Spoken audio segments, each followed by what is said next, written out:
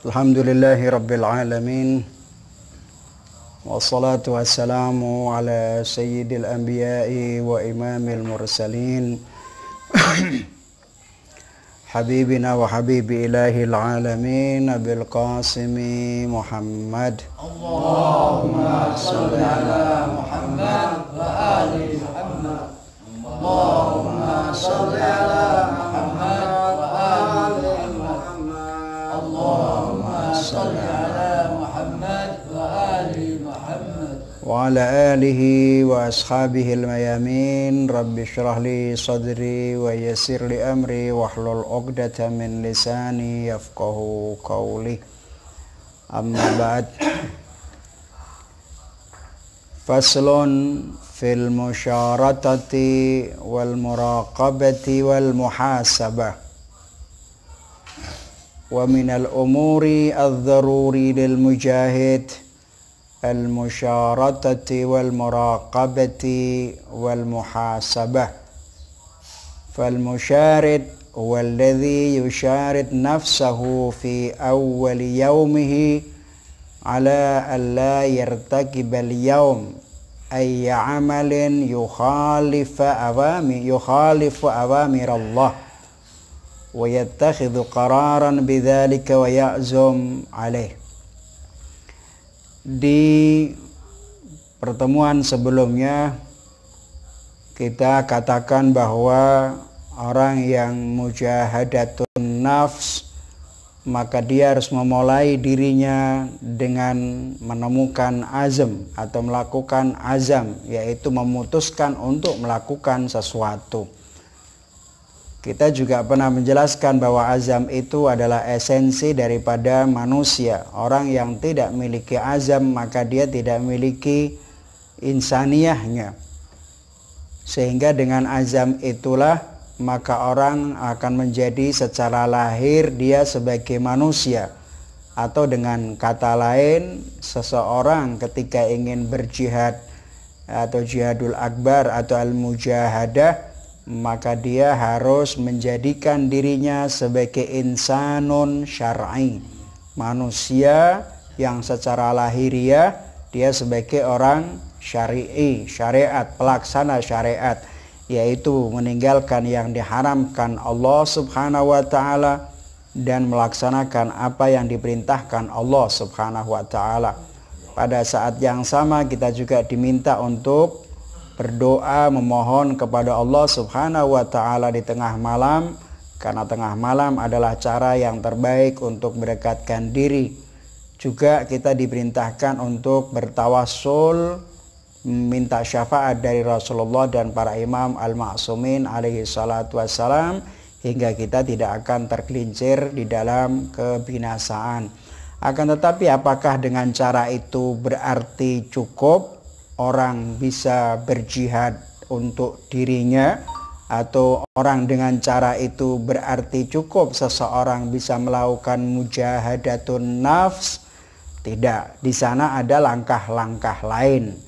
Setelah kita temukan al-azm, setelah kita sudah memutuskan untuk melakukan perintahnya Allah dan meninggalkan larangannya Allah Subhanahu wa ta'ala, itu ada langkah-langkah berikutnya yang menggambarkan keseriusan kita di dalam menuju kepada Allah Subhanahu wa ta'ala. Saya ingin memberikan sebuah contoh untuk mendekatkan makna al-musyaratah wal muraqabah wal muhasabah. Jadi ada musyaratah, ada muraqabah, ada al-muhasabah. Saya ingin memberikan sebuah contoh ilustrasi yang memberikan pendekatan pada makna tiga hal tersebut. Kalau kita ini ingin melakukan syirkah, berdagang, bekerja sama dengan orang lain yang disebut dengan syirkah, apa yang harus kita lakukan? Yang pertama kali harus kita lakukan itu harus ada kesepakatan yang kita sepakati antara saya dan pihak lain, atau kita katakan pihak pertama dan pihak kedua. Harus ada kesepakatan terlebih dahulu. Tanpa melakukan kesepakatan, maka kerjasama syirkah yang akan kita lakukan pasti tidak akan pernah sampai pada tujuan sama sekali. Tujuan daripada syirkah dalam berdagang adalah keuntungan. Saya mendapatkan keuntungan, Anda juga mendapatkan keuntungan. Pihak pertama harus mendapat keuntungan, pihak kedua juga harus mendapat keuntungan. Biasanya begitu. Itulah yang dinamakan dengan syirkah.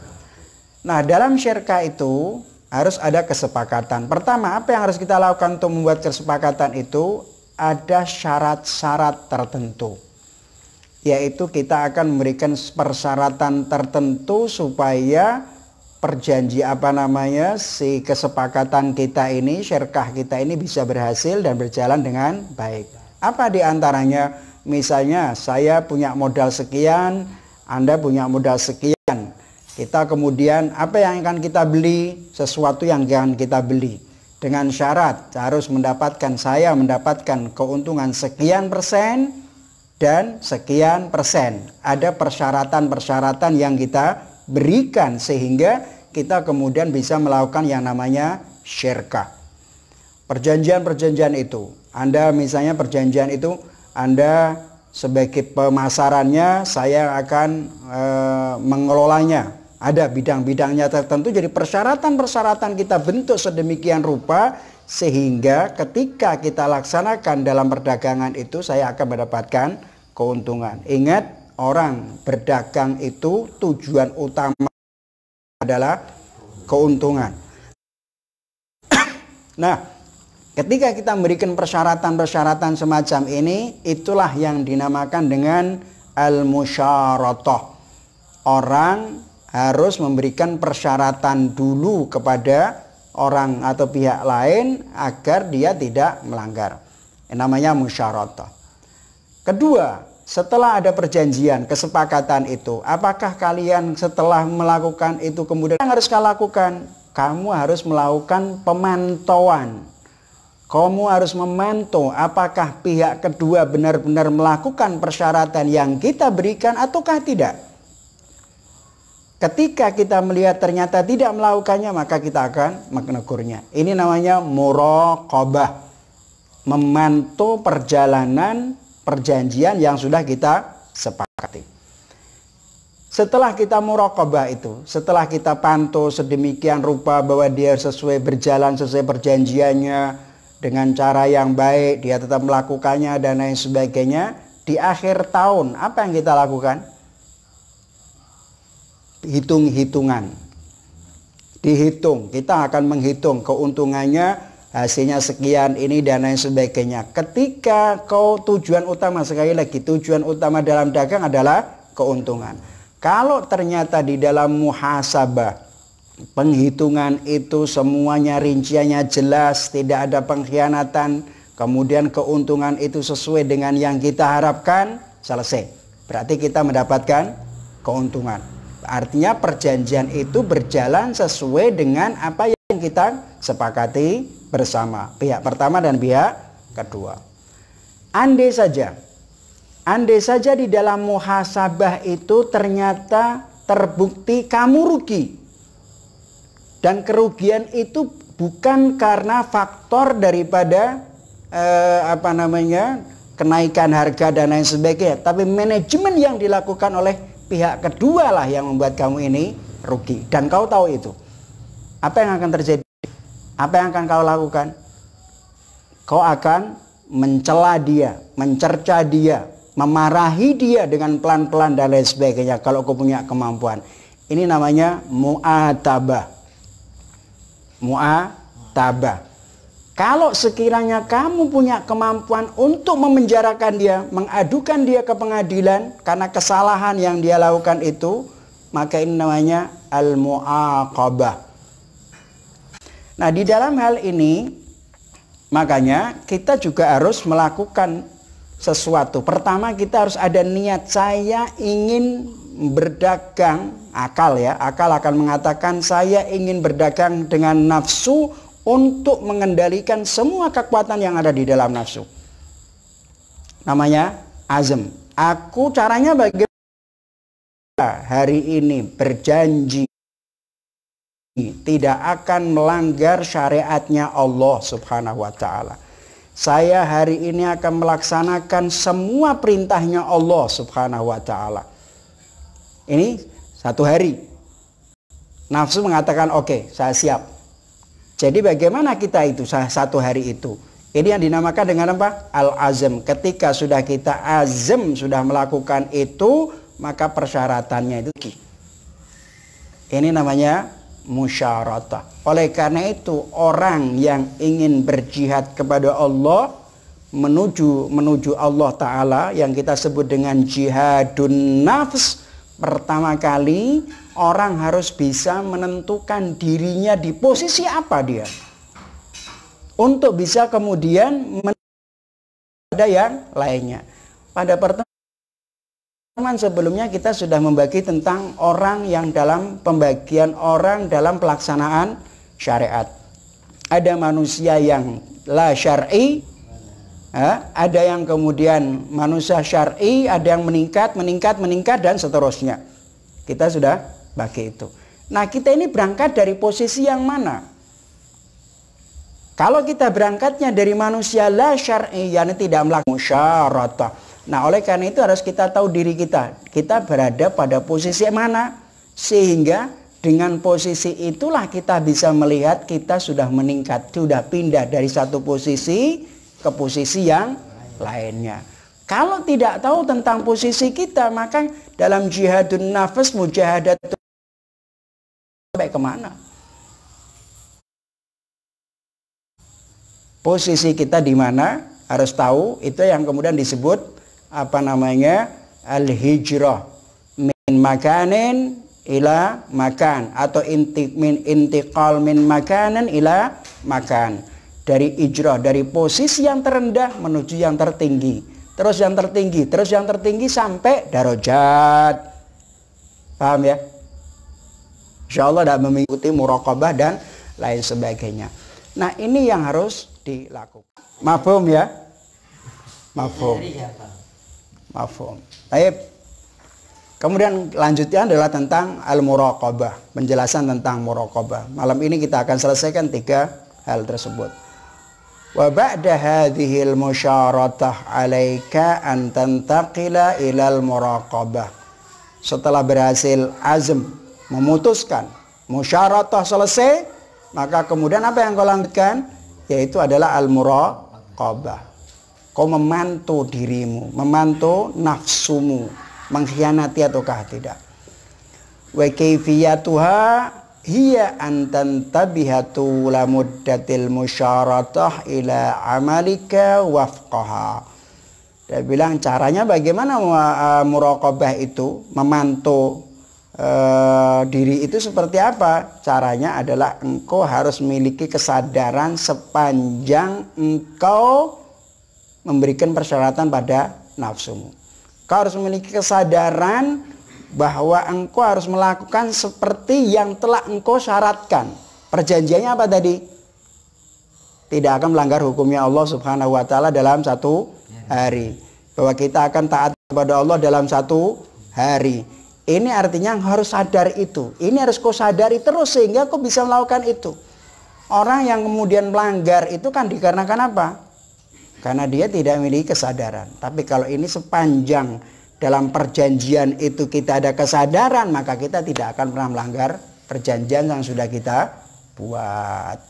Fata'tabiru nafsaka mulzaman bil amali wifqa ma syaratta.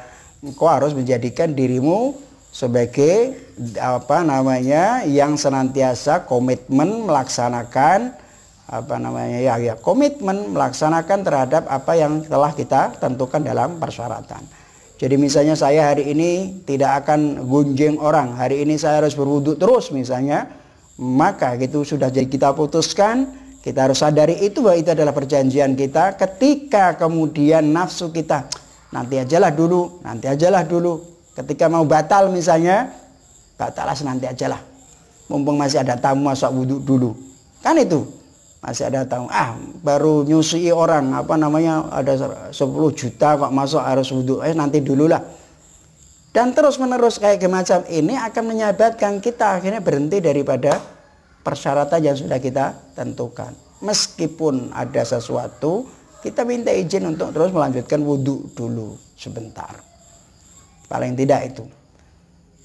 Maka disebutkan fata'tabiru nafsaka mulzaman bil amali wifqa ma syaratta wa idza hasala la samahallah hadithun li nafsika bi an tartaqiba amalan mukhalifan li amrillah fa'lam anna dzalika min amali syaitani wa jundih. Kalau sampai terjadilah samahallah, terjadi bisikan dalam dirimu yang mendorong kamu untuk melanggar perintahnya Allah Subhanahu wa ta'ala di hari itu, ya itu tadi, nanti ajalah, nantilah. Itu kan salah satu di antaranya goda, nanti. Ini sudah waktunya zuhur, sholatnya nanti, sekalipun itu tetap pada waktunya, tapi bukan waktul afdol, itu tetap diterima oleh Gusti Allah Subhanahu wa ta'ala dan sholat kita sah.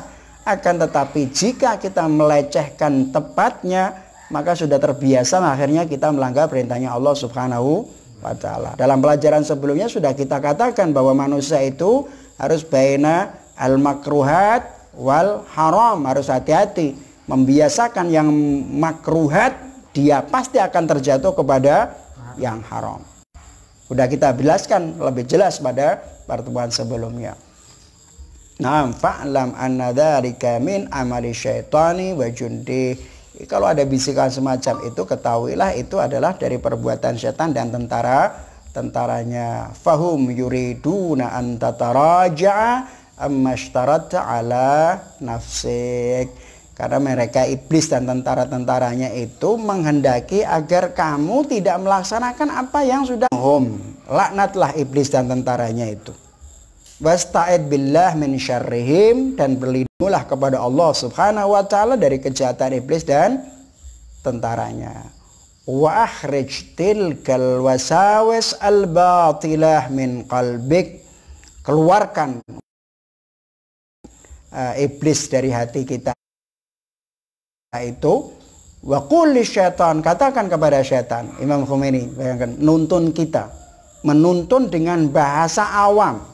Kitab ini terutama di bab jihadun nafas itu ada sesuatu yang memang agak perlu dipahami karena istilahat, tapi di dalam mengarahkan Imam Khomeini menggunakan bahasa yang sangat sederhana, dan itu bagian daripada janji. Sudah memberikan syarat kepada diriku bahwa untuk hari ini, dalam satu hari tidak akan pernah melanggar atau melakukan tindakan yang melanggar perintahnya Allah Subhanahu wa ta'ala. Katakan itu kepada iblis, kepada syaitan dengan tegas. Kemudian wa huwa waliyyu ni'mati tula umri, dialah Allah pemberi nikmat kepadaku sepanjang zaman, sepanjang hidupku ini aku berada di dalam nikmatnya Allah Subhanahu wa ta'ala. Wa in ta'uddu ni'matallahi la tuhsuha. Kalau mau menghitung tidak ada. Kita ini dilindungi oleh Allah ta'ala, dikasih nikmat yang sangat luar biasa. Saya berjanji untuk hari ini tidak akan melanggar perintahnya Allah ta'ala. Syuf. Itu namanya ihha, memberikan bisikan kepada diri kita dengan cara begitu. Kemudian faqad an'ama wa talattafa alayya bisihhati wassalamah. Allah telah memberikan aku kesehatan, keselamatan, keamanan, kasih sayang dan lain-lain. Apakah saya harus melanggar pada Allah ta'ala? Iblis, saya tidak akan mau melanggar. Allah memberi nikmat, Allah menciptakan aku, Allah melindungi aku, memberikan kenikmatan sepanjang hidupku, dan juga Allah menganugerahkan kesehatan, keselamatan, keamanan. Kok tiba-tiba saya harus melanggar Allah ta'ala? Tidak. Untuk satu hari saya tidak akan melanggar. Itu namanya berbicara pada iblis. Kemudian walau anni baqitu fi khidmatihi ilal abad lama addaitu haqqa wahidatim minha. Andai saja saya senantiasa berkhidmat pada Allah, di jalannya Allah, melaksanakan syariatnya Allah untuk sepanjang zaman pun, saya tidak akan pernah mampu melaksanakan haknya Allah. Kenapa? Dia memberi penikmat kita, memberikan kesehatan kepada kita, memberikan keselamatan kepada kita, memberikan semua untuk kita. Pada pelajaran sebelumnya pernah kita katakan, bahwa langit dan bumi, wa sahhara lakumus syamsa wal qamar. Langit dan bumi ditaklukkan oleh Allah untuk kita. Kita ini manusia yang dimuliakan oleh Allah Ta'ala. Laqad karramna bani Adam. Allah memuliakan kita semua. Terus kalau hanya 1 hari saja kemudian melanggar hukumnya Allah, gimana? Seandainya saya ini taat senantiasa seumur hidup, sepanjang zaman pun saya masih utang sama Allah Ta'ala. Makanya Nabi Muhammad SAW yang sudah dijamin oleh Allah Ta'ala masuk surga dan tidak bersalah, dia senantiasa bersujud kepada Allah sampai kakinya bengkak. Bengkak, kakinya bengkak. Afala abdan syakur. Afala akuna abdan syakur. Apakah saya tidak ingin menjadi hamba yang bersyukur kepada Allah Subhanahu wa Ta'ala?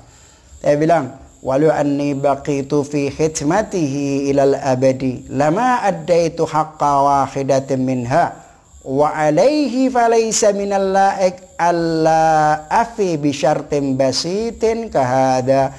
Sepanjang zaman andai saja seumur hidupku, semua hidupku untuk taat kepada Allah saja, itu tidak akan memenuhi 1 nikmat yang Allah berikan kepada kita. Tidak sebanding dengan 1 nikmat yang Allah berikan kepada kita.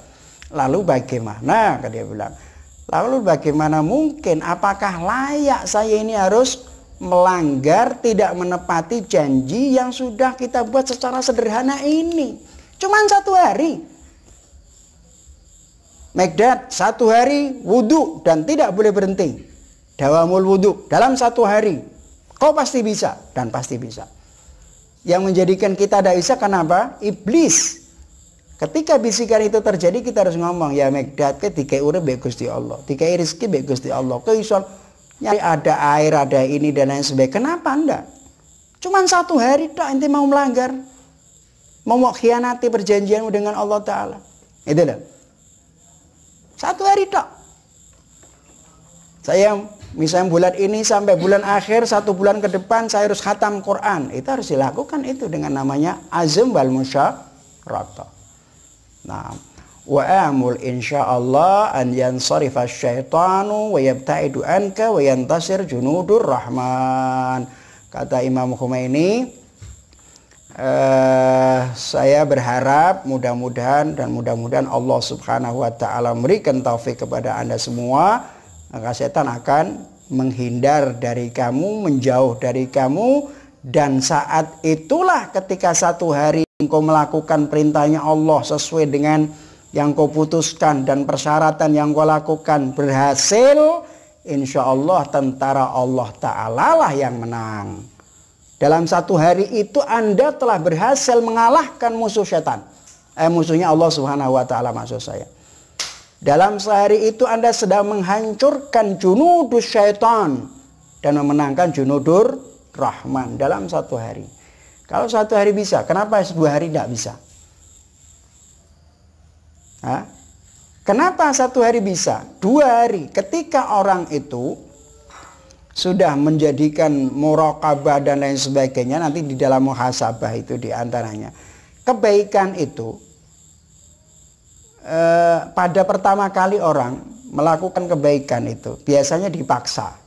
Makanya ada istilah taklif. Ini adalah taklif kita, tanggung jawab, tugas, kewajiban. Dari kata kalafa yukalifu taklifan, dipaksa aslinya. Ini kewajiban, taklif. Karena taklif ini sudah terbiasa, sehingga taklif ini sudah tidak lagi menjadi kewajiban, sudah tidak lagi terasa sebagai sesuatu yang wajib. Orang kalau sudah sholat biasa, sholat wajib itu sudah kau lakukan biasa, maka ketika waktunya tiba, Anda secara otomatis akan bergerak sendiri, karena itu sudah tidak lagi terasa sebagai beban. Paham itu ya? Tapi pada awal mulanya ini wajib, kalau narak wajib dosa aku. Ini taklif, kalau enggak dosa aku. Kan begitu. Perasaan dosa, perasaan inilah yang menjadikan kita beban. Tapi ketika kemudian sudah dilakukan biasa dan terus menerus menjadi malakah, kebaikan itu menjadi sifat yang ada dalam diri kita sendiri. Nek orang nglakoni rumangsa salah. Nek orang sholat tepat waktu rumangsa dosa. Saya ingin memberikan sebuah contoh. Selesai sholat subuh, Anda memegang tasbih dan kau lakukan tiap hari 100 kali istighfar, sholawat kepada Nabi Muhammad 100 kali, baca la ilaha illallah 100 kali, subhanallah dan lain sebagainya 100 kali. Itu kau lakukan terus menerus. Awalnya berat. Awalnya berat. Ngantuk ini itu. Tapi ketika kemudian sudah terbiasa, 1 hari kosong kau merasa hutang. 1 hari kau tinggalkan beristighfar kepada Allah, 1 pagi kau tinggalkan sholawat kepada Rasulullah, kau merasa hutang. Kenapa? Karena zikir itu, istighfar itu, sholawat itu, tahlil itu dan lain sebagainya sudah menjadi malakah, menjadi kebiasaan karakter jiwa seseorang. Lebih dari itu, bukan hanya sekedar malakah, jika terus menerus maka itu adalah menjadi bagian dari dirimu. Juz'un min wujudik. Paham itu? Makanya para imam al-ma'sumin alaihi wassalatu wassalam, kalau kita lihat di Mafatihul Jinan itu dalam sepanjang 1 bulan 24 jam, dalam 1 bulan seluruhnya ada doa, wirid, macam-macam. Karena tidak ada sesuatu yang berat baginya. Doa, wirid, dzikir, ibadah adalah juz'un min wujudihi, yang tidak mungkin bisa dipisahkan darinya. Inilah makom-makom yang akan didapatkan. Kenapa kita berat? Karena kita ini masih memaksakan diri. Kebaikan itu sendiri belum menjadi malakah. Al-malakah itu sifatun rasikhah. Jadi sebuah sifat karakter yang meresap dalam diri disebut malakah. Ya. Misalnya mau sedekah sama orang, itu awal-awalnya berat. Wah, duit aku golek-golek dhewe ya, masa tak kekno wong. Masa aku bantu. Tapi karena jiwamu sudah terbiasa semacam itu membantu orang, ketika kau datang, ada orang yang datang kepadamu, nangis, mengeluh, meminta sesuatu dan kamu tidak bisa membantu, kau akan sakit hati, kau akan menangis, kau akan menyesal. Paham itu? Kenapa? Karena memberi